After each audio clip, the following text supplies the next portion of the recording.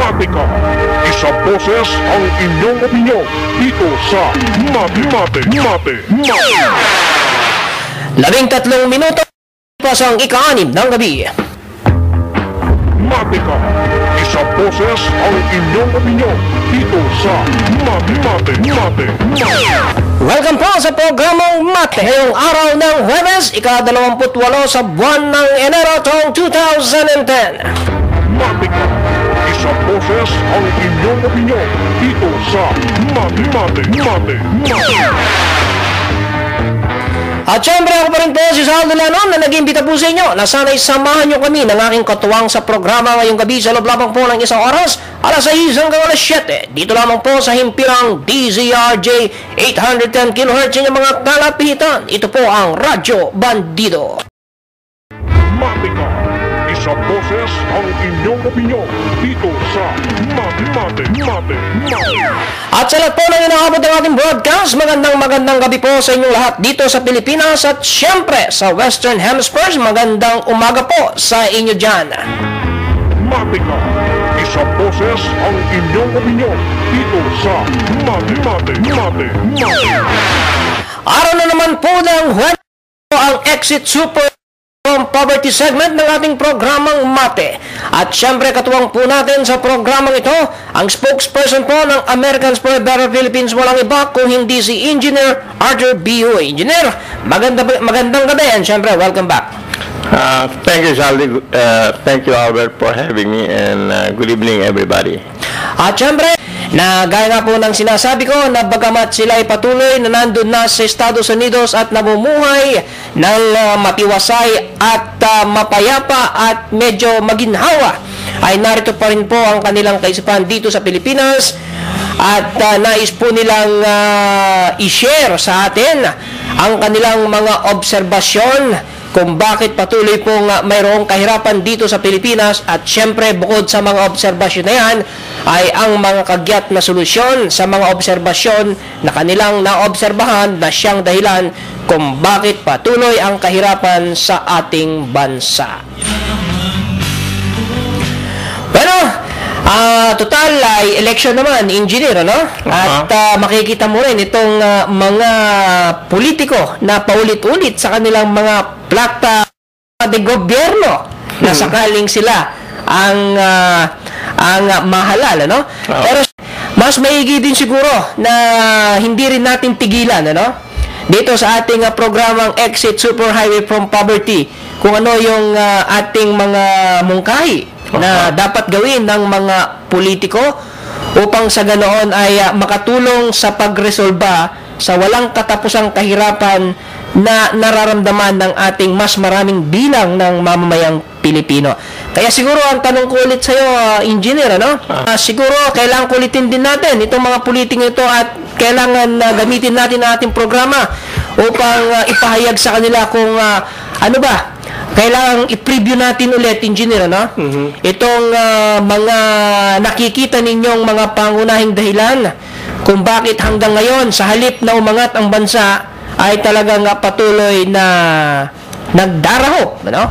At tila kung titingnan mo ang kinabukasan ay parang napakadilim ng kinabukasan. Engineer?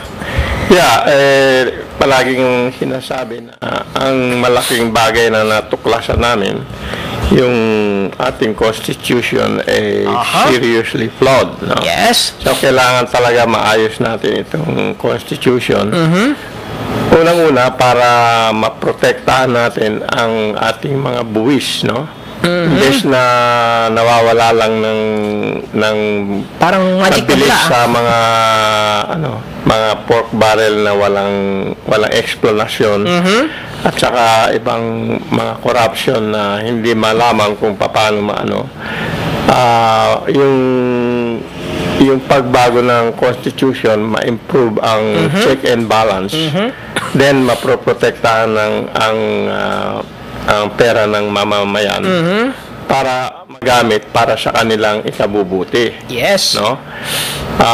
Nakita ko ngayon 2 weeks ago nung nagpunta kami sa Davao. Yes, Pero yun exceptional dahil yung mismong si Mayor Duterte siya mismo ang tumuwid lahat. Pero ang hirap humanap kasi ng Katulad ni Mayor Duterte, ha? na katulad niya na siya mismo ang kahit baluktot yung constitution, siya mismo ang tuwid, no? Nagtutweet, So, bihira natin mahanapan yung gano'n. Swerte-swerte lang na ano yun.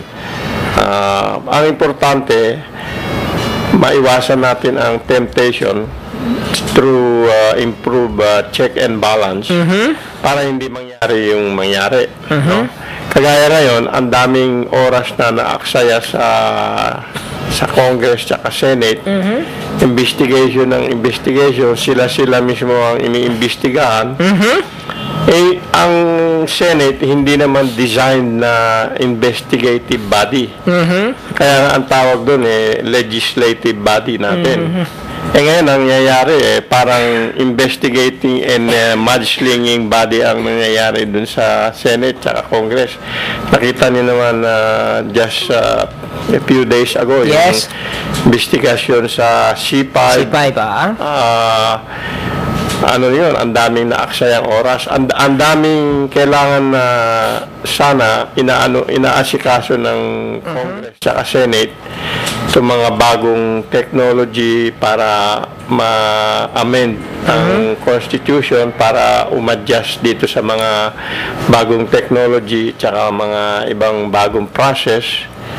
Yun sana ang trabaho ng Congress at Senate para ma-improve nila ang kabuhayan ng mamamayan. Hindi yung puro paatras na investigasyon. Dapat kasi yan, NBI ang mas malaki para na check nila dahil sila, ang NBI, meron silang mas magagaling na panghuli ng katiwalian. Meron silang mga high-tech na makinig sa mga usapan, pati sa telepono o dun sa actual na na usapan. Meron silang mga high-tech na photography and video equipment. Yun ang mga telescope. Para ngayon nangyayari ang daming investigation tapos pagkatapos ng napakadaming oras wala rin palang nangyari. Ceasefire. Assistensya. Ceasefire. Oo. Sayang, kawawa ang mamamayan sa ganyan sistema natin na palpak na constitution. Okay. Tapos, kailangan natin ma-emphasize yung importansya ng buhay ng tao. Hindi yung nangyayari ngayon na pabayaan lang mga anak kung sino dyan. Tapos, kung walang mapakain, sige, maglimos na lang kayo sa kali at bahala na kayo sa kabuhayan nyo. Dapat yun, maalis natin yung ganong attitude sa bagong generation ng Pilipino. Kasi yan ang kinabukasan natin yung magandang mga bata na kompleto sila sa pagkain, sa pag-alaga ng kanilang health, yung kanilang konting entertainment, para masaya rin sila, no? Hindi yung nando sila sa kali na naglilimos tsaka yung So, importante maanuhin natin yung mga kabataan na yung mga babae maturuan na hindi sila basta-basta papayag na mabuntis. Yun naman mga lalaki, maging responsible naman sila na hindi lang sila manganak tapos tatakbo na sila. Yung tinatawag natin na deadbeat dads, no? Kailangan magkaroon ng attitude na ang anak mo karangalan mo yan. So kung siya ay naglilimos sa kalye, kahiya-hiya ka. Yung magkaroon tayo ng parang attitude na yung mga magulang na ganun paraya sila sa society, no?